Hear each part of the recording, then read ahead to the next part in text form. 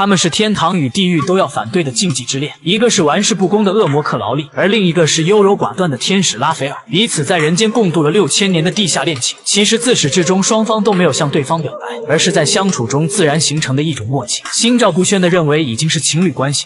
Let me tempt you to a spot of lunch. Temptation accomplished.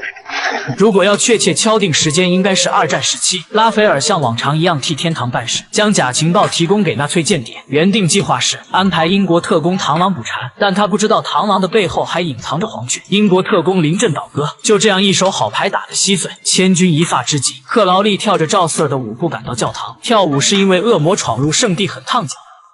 Oh, it's like being a bitch in bad fit. What are you doing here?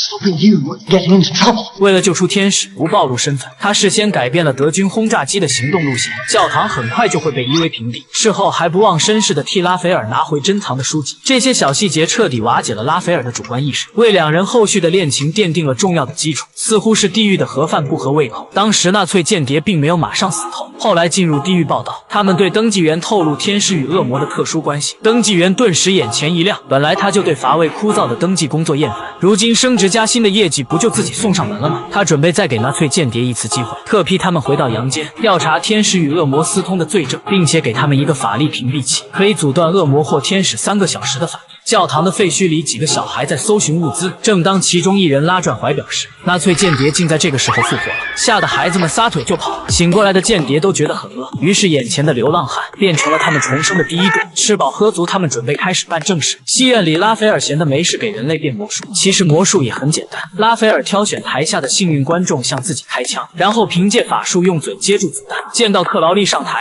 间谍果断呼叫登记员，他赶来的同时给屏蔽器打了孔，瞬间拉斐尔的魔术就不灵了，不管如何尝试都没有变出鸽子。克劳利帮忙却发现法术也失效了，没办法，他只能熟记魔术的流程要领，毕竟枪口的对面可是挚友兼爱人。为了缓解尴尬，拉斐尔提前了压轴魔术。临开始前，克劳利才想起自己从来没碰过枪械。I'll just squeeze up over there. Did you fight gun before?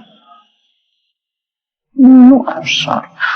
事关自己的小命，拉斐尔心惊胆战，而克劳利表面冷静，其实内心也是惊涛骇浪。看戏的登记员已经坐等地狱和天堂开战，幸好克劳利人生的第一枪没有打中，然后拉斐尔吐出事先准备的子弹，魔术演出就这样草草的收场。可来自地狱的威胁并没有结束，人证物证俱在，登记员一副盛气凌人胜利者的模样，可由于职务级别的问题，克劳利狠狠地羞辱了他，真可谓是杀人诛心呀！登记员气急败坏，就要回地狱打小报告，走前却没有兑现承诺，赐予纳粹间谍正常身躯。